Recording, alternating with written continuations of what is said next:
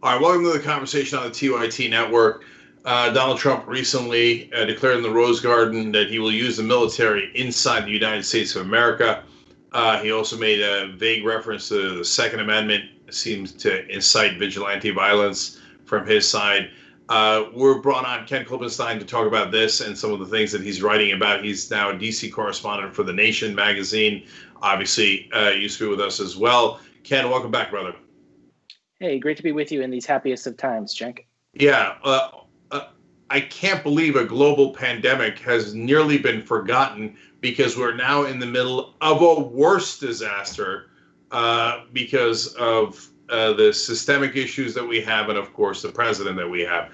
So you have a lot of contacts in the military. Have you heard anything from them about this, what I will call an insane plan to use the military inside the U.S.? Yeah, so what I've been hearing is, and what I've reported recently, was that they took a lot of these plans, which were originally unclassified, and ordinarily many of them are unclassified, and they put them onto a classified server called SIPRNet. And so it's not clear exactly why that is, because when they put things in classified servers, it's harder to get access and find out what's going on.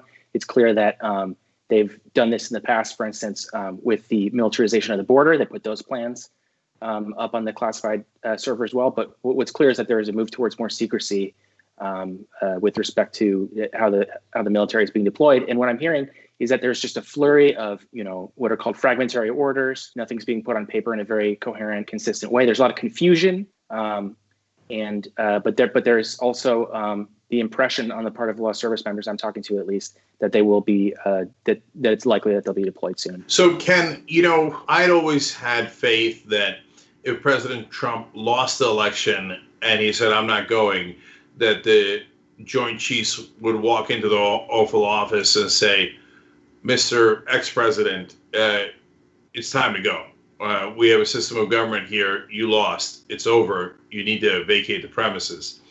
Now, though, I'm a little concerned about that. Number one, he has replaced a lot of the military leaders with people who are more loyal to him. And two, this alarming development where he is beginning to use the military inside the United States of America 6 months before the election. So by the time we get to the election, the military might be used to serving the president and not the country. So is there any point at which the military says, no, Mr. President, we cannot and will not do that? We're about to find out the answer to that question. I don't know. What I can tell you is that even at very high levels within the Pentagon, there is a lot of dissension.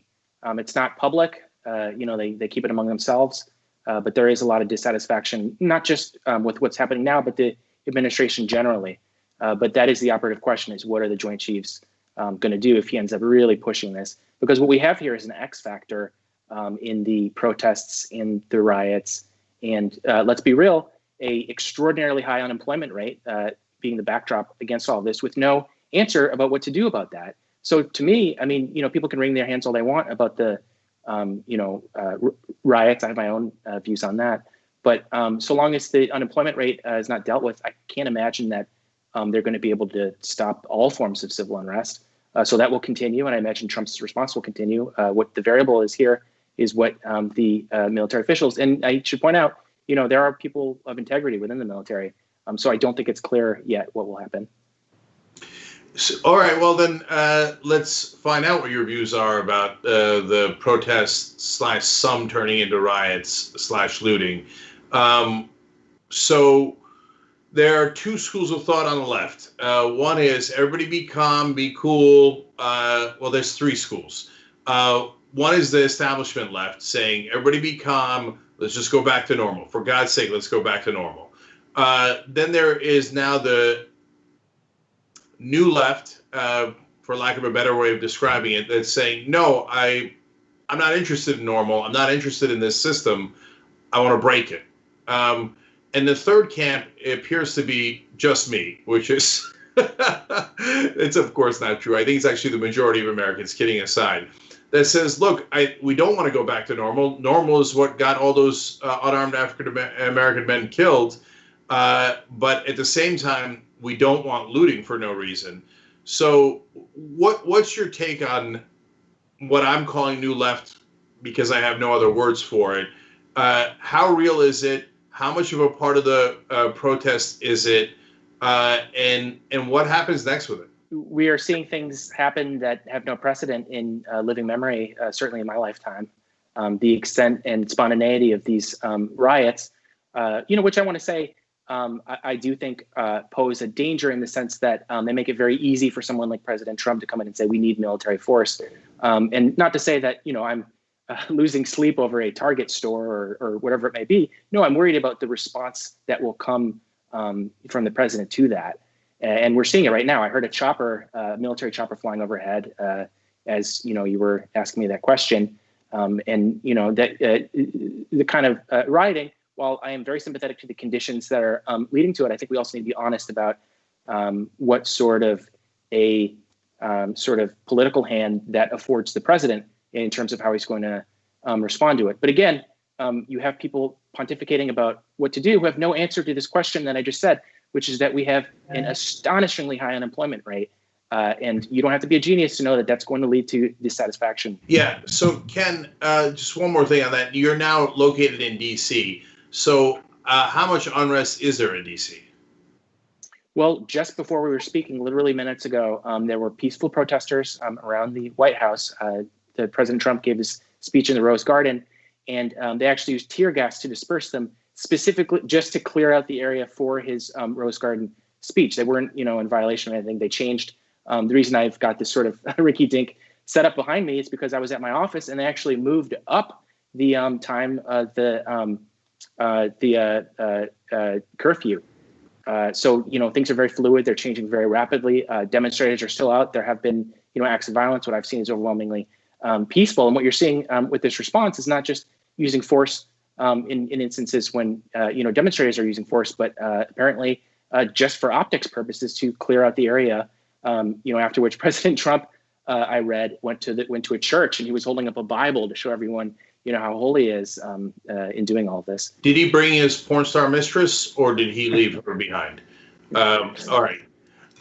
So look, the unrest is real too here in LA.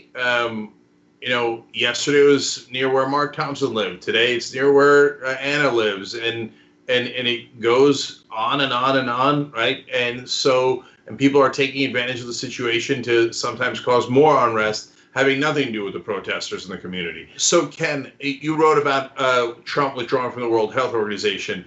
Are there now concerns within the military about that move?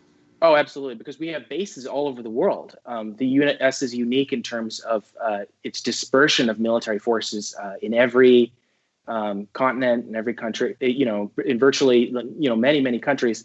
And when you have conditions like that, and the sort of conditions the barracks is that they live in very close quarters. If you have a disease ripping through countries within Africa, I also wrote about their concerns about it ripping through Iran. It very quickly spreads to these neighboring countries where we may have soldiers, and that's going to actually affect our military readiness. And then they come back to the U.S. and spread it here. So there are very legitimate concerns about that, because the World Health Organization provides aid to countries that can't themselves afford to provide the sorts of things, not just treatment, but also, things like face masks and stuff like that, that can kind of ameliorate some of these problems. And what we're really seeing with a pandemic is the way in which countries are all interconnected, not just because of the shift towards this global economy that we have, but also just the nature of viruses. They spread rapidly between people. So it's really difficult to have this notion of, a nation state as separate from other nation states when you have something that can pass through countries so quickly and easily like this. Those countries, if disease takes off, it affects that country, plus U.S. citizens there, plus the U.S. military there. That's very logical. But there's also a power void that it creates in international organizations. And you wrote that China seems to be stepping up to fill that void. How concerned is the military about that as well? Oh, deeply concerned, because they're looking at it as a chessboard. Their concern is, what does U.S. influence look like? What do our adversaries' influence look like? And, one of our most powerful, perhaps our most powerful adversary now is China. And so, what this meeting readout that was leaked to me from what's called AFRICOM, Africa Command, shows is that they were worried about China, which is very consciously stepping in, Xi gave a big speech to the UN, very clearly directed to sort of the health concerns of the countries around the world, and said to them,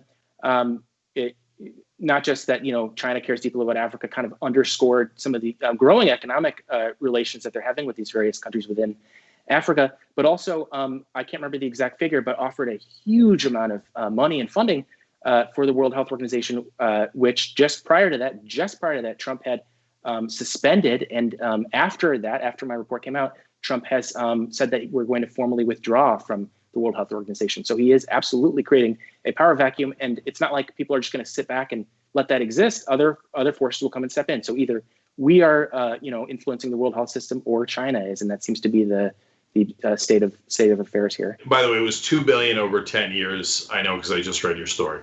Okay, Ken Klippenstein, now DC correspondent for The Nation magazine. Great stories as always. Thank you for joining us. We appreciate it. Great to be with you, Cenk. Thanks for watching The Young Turks. Really appreciate it. Another way to show support is through YouTube memberships. You'll get to interact with us more. There's live chat emojis, badges. You've got emojis of me, Anna, John, JR. So those are super fun. But you also get playback of our exclusive member-only shows and specials right after they air. So all of that, all you gotta do is click that join button right underneath the video. Thank you.